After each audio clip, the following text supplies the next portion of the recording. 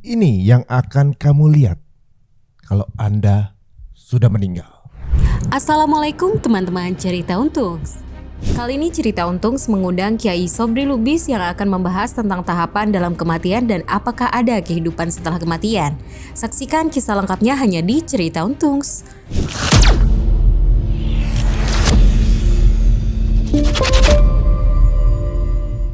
Assalamualaikum warahmatullahi wabarakatuh. Apa kabar semua pemirsa Cerita Untung? Terima kasih untuk semua dukungannya, support, doanya, dan kritik, saran, dan komennya juga. Terima kasih, dan tentunya juga akan menambah ide kami untuk lebih memberikan edukasi atau juga mungkin tayangan-tayangan yang membuat kita semua merasa beruntung menyaksikan setiap tayangan kita. Seperti clickbait di awal kita tadi, ya. Kalau kita sudah meninggal atau orang meninggal, itu apa sih yang dirasain dan apa sih yang dilihat? Sampai sekarang kalau kita lihat warga Palestina, warga Gaza, mereka sepertinya kalau meninggal tersenyum dan mereka nggak takut meninggal. Ada apa sebenarnya di balik itu? Nah, sekarang ini kami akan hadirkan di tengah-tengah kita guru kita. Waduh, tentunya kalau saya sebut namanya teman-teman udah pada paham siapa beliau. Dan ini perlu kita dengar karena saya pernah berbincang dengan beliau langsung kayaknya banyak kurang nih kita nih. Langsung kita akan bertemu dengan guru kita Kiai Sobri Lubis. Assalamualaikum warahmatullahi wabarakatuh. Waalaikumsalam warahmatullahi wabarakatuh. Masya Allah, alhamdulillah. Mas Ari. Alhamdulillah, terima kasih Kiai ini mau bertandang ke sini nih. Aduh, kita juga merasa tersanjung nih. Alhamdulillah. Sehat Kiai? Sehat, alhamdulillah. Sehat ya, waduh, Masya Allah, alhamdulillah. Bagaimana Kiai kalau menurut pandangan Kiai fenomena sekarang menurut Kiai warga Gaza ini nih orang yang berbeda gitu ya, dengan manusia biasa yang termasuk kita nih. Betul. Apa sih yang membuat mereka nih kok mentalnya mental out of the box gitu, bagi orang Eropa bilang begitu. Betul. Nah, apa sih? Jadi saya udah pernah ke Gaza tahun 2009. Sudah pernah ke sana. Nah, di Gaza saya selama di sana tuh hampir 1 bulan. Kita berinteraksi mulai dari Rafah sampai Erez mentok perbatasan sebelah utara sana. Jadi kita melihat emang orang-orang di sana itu berbeda. Mereka itu juga memahami betul bahwa mereka diciptakan Allah sebagai orang Palestina ini bukan diciptakan tanpa hikmah. Hanya lahir begitu saja. Tapi mereka itu tersadarkan lahir di bumi Palestina, di bumi Syam, di bumi yang diberkahi Allah, di bumi Al-Aqsa. Mereka paham tugas mereka. Tujuannya mereka oleh Allah Subhanahu wa Ta'ala diciptakan di Palestina tidak ada lain adalah untuk menjaga Al-Aqsa. Sehingga dari kecil kebanyakan orang-orang Gaza dari kecil itu dia dinyanyiin sama ibunya. Lagi masih dari zaman netein gitu ya. Masih nyusuin itu sudah didoain. Kita semuanya adalah proyeknya Allah Subhanahu wa Ta'ala. Kita ini diciptakan sebagai proyeknya Allah Subhanahu wa Ta'ala untuk masuk surga. Kita ini syuhadanya Allah untuk membebaskan Al-Aqsa. Nah, dari kecil, dan itu mereka dibangun oleh ibu-ibu mereka, kakek nenek mereka itu juga memberikan pelajaran-pelajaran. Jadi ketika kehidupan mereka sempit, itu mereka diajarin sabar, di blokade sehingga kehidupan mereka nggak bisa leluasa, tapi mereka justru di situ tambah kuat karena diajarin kesabaran. Sabar, kita ini proyek syuhadanya Allah. Kita diciptakan sebagai orang Al-Aqsa, sebagai namanya anak Aqsa gitu ya. Kalau orang kita nih Abnaul Aqsa, Abnaul Quds namanya, anak-anak Aqsa nih. Kita nih anak-anak Aqsa gitu. Ada kebanggaan tersendiri. Kebanggaan. Dan mereka juga sadar gitu. Di tempat suci, tempat mulia, di tanah yang diberkahi, disebut di dalam Al-Quran Syam, itu ada 6 ayat yang Allah berkahi. alladzi barakna haulahu, alladzi alladzi barakna fihi, barakna alaihi.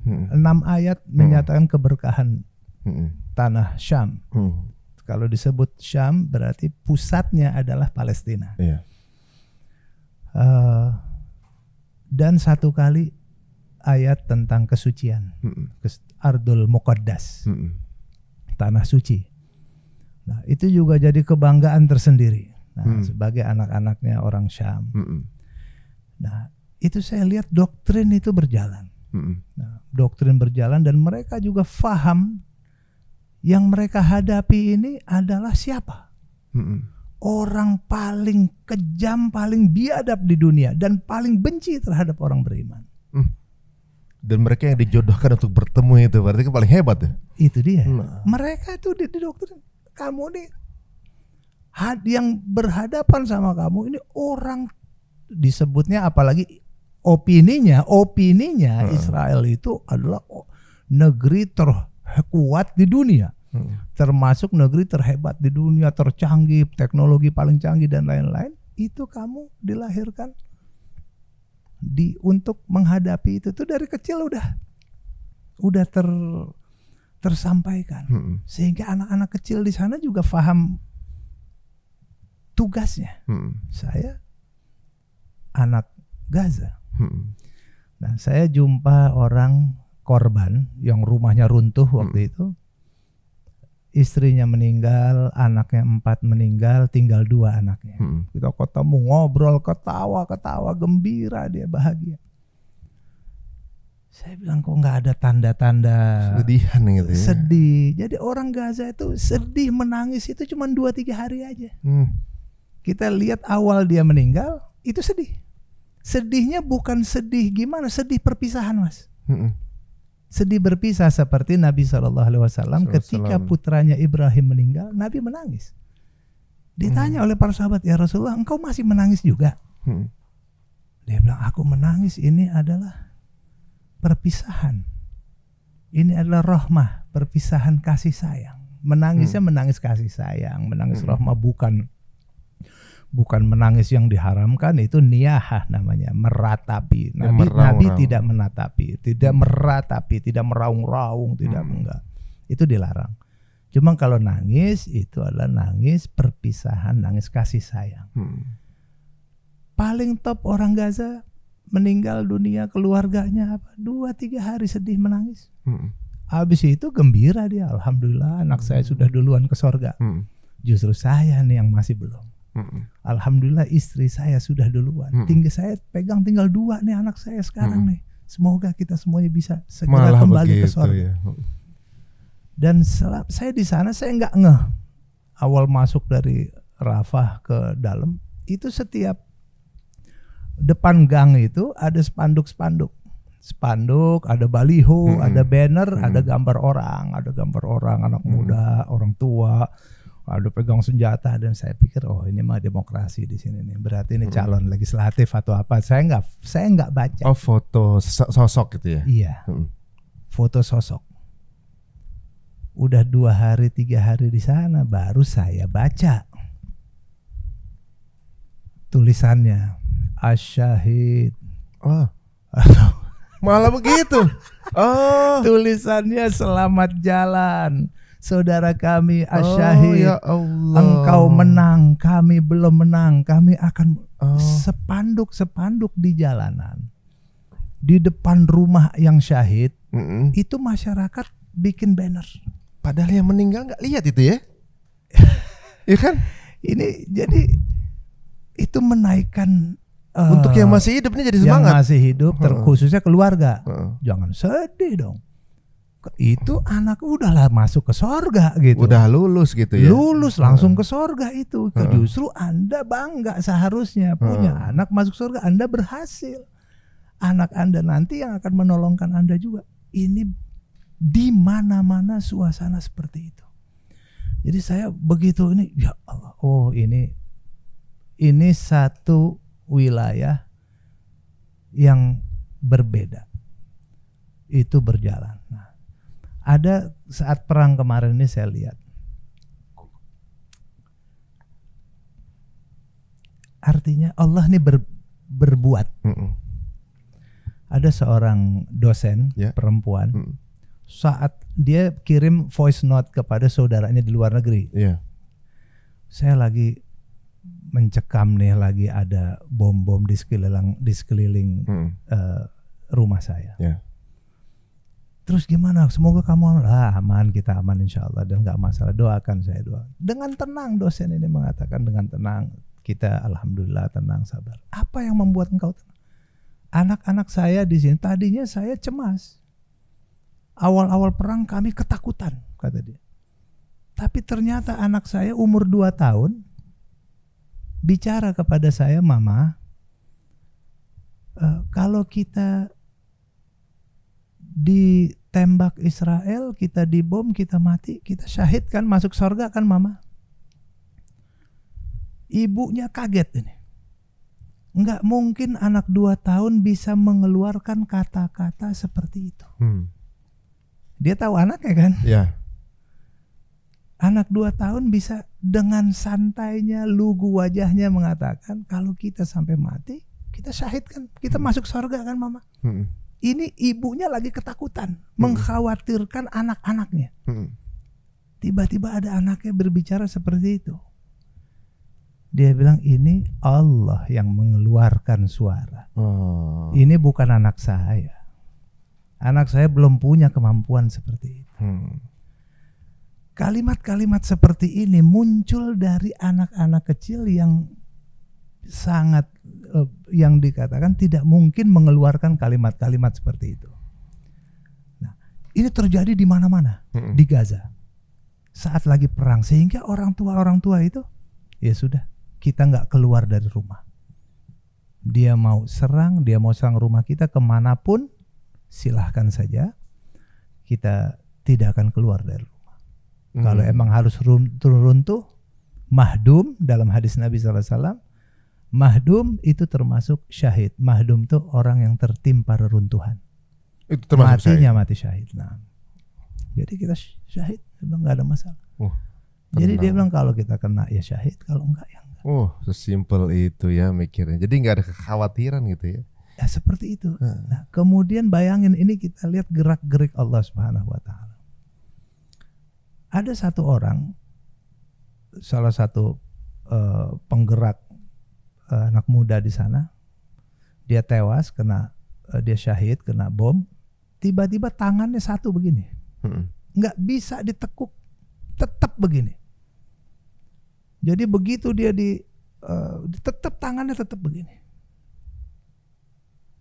Yang lain bisa digerakkan kecuali telunjuknya satu. Dia nggak bisa ditekuk. Ada fotonya itu ya? Ada fotonya. Sampai akhirnya itu kain kafannya tetap tangannya keluar satu. Bagi orang-orang sana, dia melihat ini bukan kejadian biasa. Allah mengingatkan kalian sabar semua, ingat yang satu. Itu bahasa-bahasa langit itu bertebaran di sini. Yang ketiga, wangi syuhada. Itu ada di mana-mana. Itu kan interaksi langsung. Bahasa gaib yang langsung kepada orang yang masih hidup. Itu yang disebarkan adalah keyakinan, tambah yakin orang-orang Gaza kalau mereka di dalam perjuangan. Wangi semua, banyak banget yang wangi, di mana-mana wangi, sampai pipinya dioles-oles. Ada videonya juga. Ada videonya juga. Ini ada di mana-mana, sehingga dia bilang, oh ya, dia sudah ke sorga. Dia sudah ke surga. Nah, wangi-wangi seperti ini itu bahasa Allah kepada makhluk-makhluknya di Gaza, dan itu terjadi di mana-mana. Jadi mereka juga kesabarannya tingkat tinggi karena keajaiban yang Allah berikan kepada mereka di hadapan mereka tinggi juga. Gitu. Dan alhamdulillahnya kayak model sekarang gitu ya. Kalau ada Tufanul Aqsa, mereka berjihad karena untuk menyelamatkan Masjid Al-Aqsa. Nah, ini pintu masuk mereka.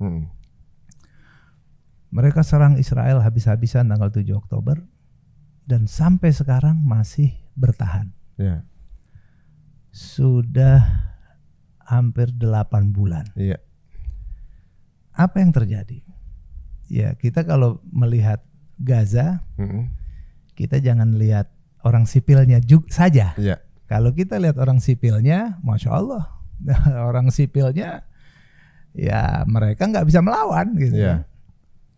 Nah, tapi kita lihat Gaza itu ada orang sipil dan pejuang yang melawan. Gitu. Iya. Kalau orang sipil, anak-anak, orang tua, dewasa, perempuan, tembok, rumah, masjid, sekolah itu nggak ada yang bisa ngelawan. Gereja nggak bisa ngelawan. Tapi yang bisa melawan sampai sekarang, semua dunia ini sedang membahas bagaimana model perang seperti apa.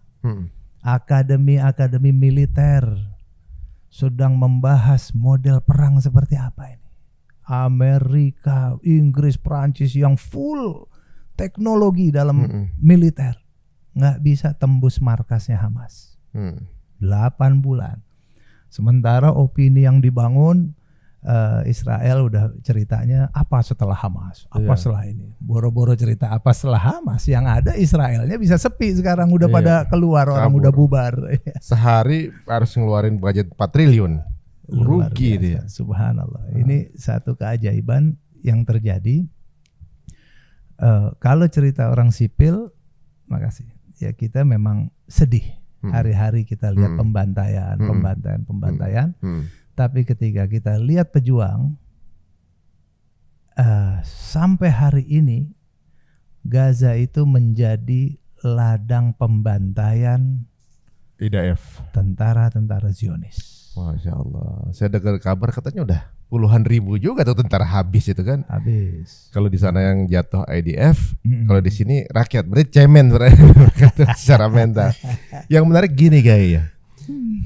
Yang menjadi pertanyaan banyak orang di luar Islam, bagaimana beberapa foto yang ditampilkan para pejuang atau rakyat selain yang terkena bom atau bagaimana gitu, bahwa mereka tuh ada selainnya wangi itu kan, ada senyum di wajah jenazah. Logika mereka mengatakan bahwa nggak mungkin kita mengkoreografikan mayat. Ibaratnya nanti kalau kamu meninggal nanti kamu senyum ya, nggak mungkin, udah nggak ada nyawanya kan. Betul. Gitu. Nah dan banyak dari mereka ketika saudaranya atau keluarganya yang terkena malah bersyukur, alhamdulillah subhanallah wa ni'mal wakil gitu ibaratnya. Ini out of the box bagi logika dunia barat atau di luar muslim gitu ya. Nah ini juga yang saya penasaran nih kayak ini. Saya sempat waktu itu dengar, kalau nggak salah ada salah satu surat Al-Mulk kalau nggak salah ya, hidup kita ini dari hidup ke meninggal sebenarnya ini kan seamless gitu katanya Kiai, maksudnya jalan terus, nggak ada jeda gitu saudara Kiai. Cuma ada kayak orang tidur aja tiba-tiba di mana gitu, maksudnya kita akan sampai nanti dihisap surga neraka. Ini sebenarnya kita terus gitu kan Kiai, nggak terputus kan, bukan secara raga, secara kehidupan roh kita nih kan sebenarnya. Roh kita jalan terus. Nah, sebenarnya sih penasaran soal proses ketika orang mau meninggal ini Kiai ini ya. Misalnya atau juga mungkin proses mendekatinya atau proses ketika meninggal. Kalau menurut Quran dan hadis ini apa aja sih yang kita alami sebenarnya? Karena kan nanti saya akan ngalamin nih. Betul. Yang nonton akan ngalamin juga nih. Betul. Semua dari kita akan ngalamin gitu. Nah, kira-kira apa nih Kiai menurut Quran dan hadis? Baik, jadi di dalam Al-Quran maupun juga di hadis Nabi Muhammad SAW, Nabi juga katakan bahwasannya subhanallah, innalil mauti lasakarat, bahwasannya untuk kematian itu ada sakarat, ada sakaratnya. Ambil bahasa Indonesia juga sekarat namanya. Itu adalah proses, fase di mana pelepasan ruh dari badan. Ruh itu yakni sejenis badan yang halus. Sejenis badan yang halus seperti apa hanya Allah yang tahu. Ketika itu dia dicabut, masa-masa proses itu namanya sakarat. Nah, sakarat orang ini dia terjadi pada waktu yang sudah Allah tetapkan. Kemudian dia memiliki banyak peristiwa-peristiwa yang digambarkan oleh Nabi SAW. Jadi ada misalnya orang sakarat, setiap manusia yang meninggal dunia, setiap mengalami sakarat, ini banyak peristiwa yang dialamin. Nah, banyak peristiwa saat sakarat itu. Ada yang sebentar, ada yang suka-suka sekejap aja, ada yang panjang sampai berhari-hari, sampai ada yang sakit bertahun-tahun dulu gitu, sampai sakarat nggak habis-habis gitu loh. Ada yang sampai begitu susah benar. Nah, ini semuanya Nabi sudah gambarkan. Nabi sudah menceritakan apa saja sih yang akan dialami sama orang. Setiap orang itu mengalami namanya ihtidar. Ihtidar ini sedang mengalami sakaratul maut atau perpindahan alam. Ruh ini mau pindah alam. Yang pertama, Nabi SAW mengatakan, nah, sakarat ini dia akan menjadi waktu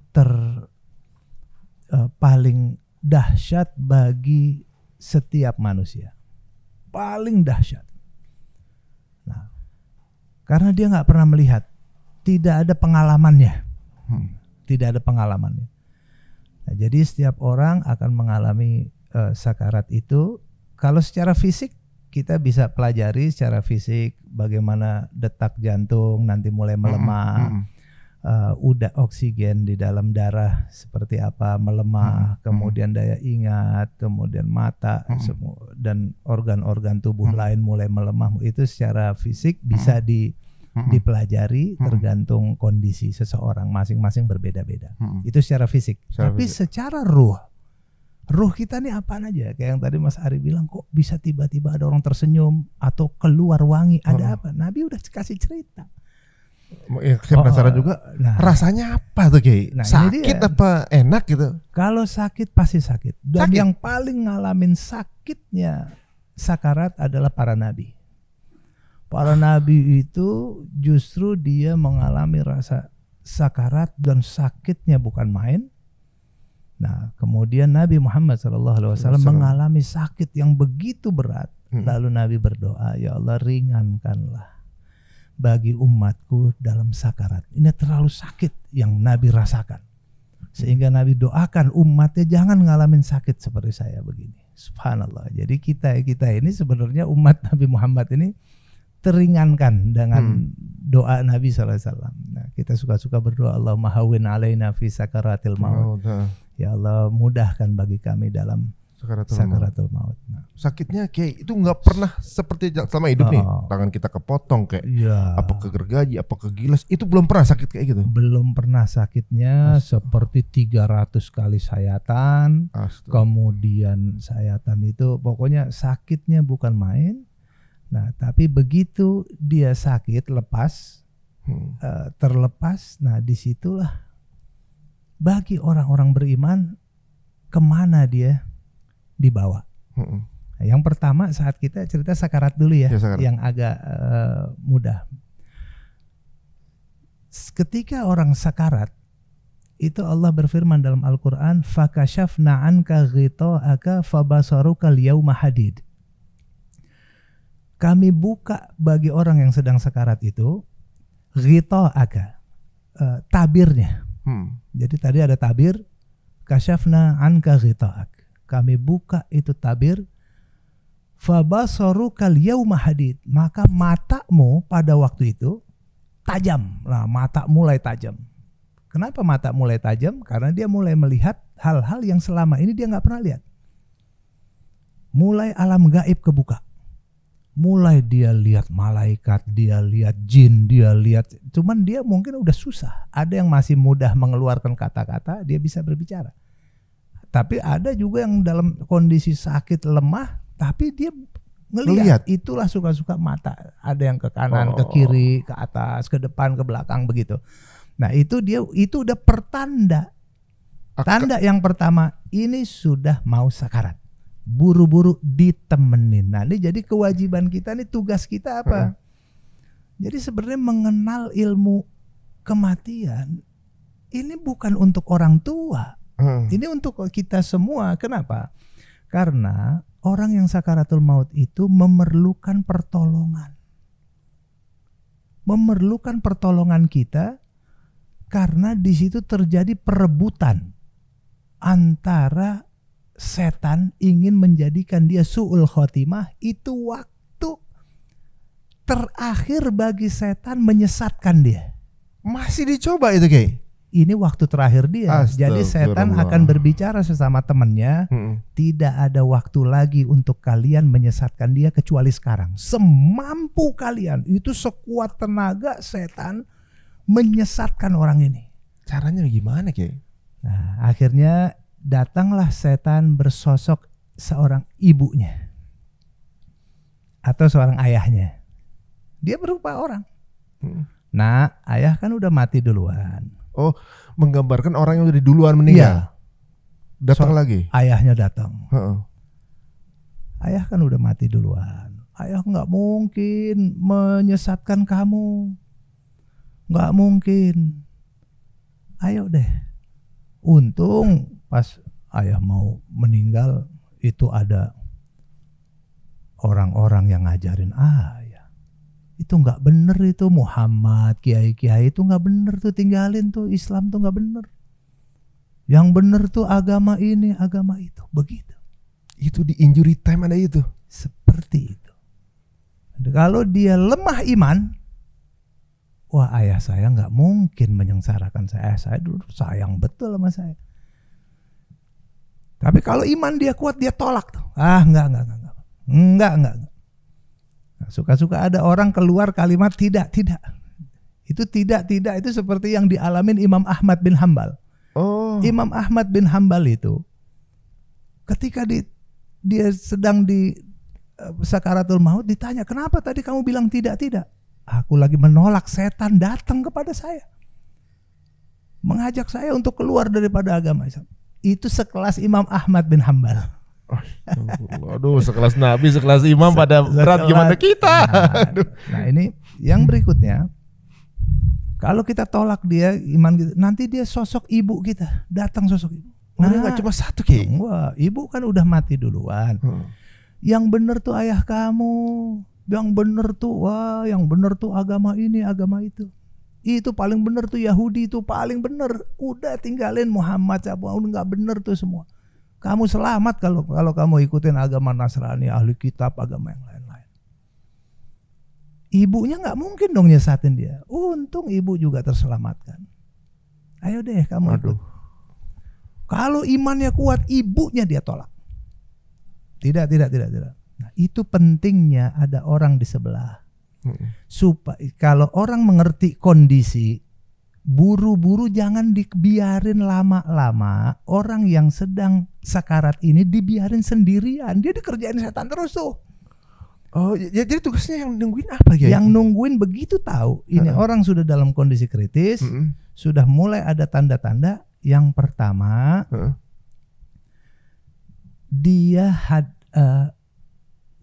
dia ciptakan lingkungan yang bersih.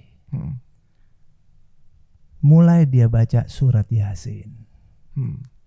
Nabi SAW kasih tahu, Iqra'u Yasin ala mautakum. Bacakan Yasin pada orang yang sedang sekarat di antara kalian. Nah,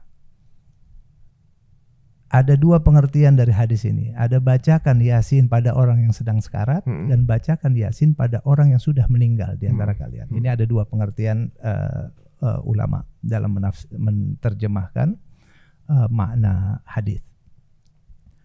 Ketika kita membacakan Yasin pada orang yang sedang sekarat, ini menghadirkan malaikat rahmat mulai datang untuk menggeser setan-setan tadi. Mulai bakar wangi-wangian kalau ada. Singkirkan dari tempat yang kotor, karena tempat kotor itu atau yang bau-bau itu tempat setan. Kalau di ruangan bersih, ciptakan bersih, nah coba bakar buhur, wangi-wangian, atau kasih minyak-minyak wangi, geser di tangannya, sehingga menyebabkan turunnya malaikat rahmat lebih segera datang. Ketika malaikat rahmat mulai berdatangan, mulai bergeser setan ini. Yang berikutnya, fungsi dan tugas, katakan keluarga kah, teman kah, orang-orang baik, fungsinya selain dia bacain Al-Quran, adalah yang nemenin dia. Jadi ada yang bacain Al-Quran. Kalau anaknya banyak kan enak, ada yang satu bacain Al-Quran, yang satu lagi nemenin, kasih minum, dikit-dikit disendokin. Kalau kelihatan minumnya nelennya semangat banget, berarti wajib buat yang nemenin untuk kasih minum lebih banyak. Iya, itu bisa menjadi penyebab setan. Di dalam kitab Bughiyatul Mustarsyidin diterang bisa menjadi penyebab setan kamu ikuti agama dia kalau kamu mau minum.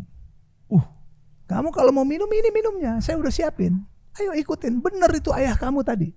Ayo nih kamu minum. Atau sosok guru kita yang kita percayain, setan nanti main begitu.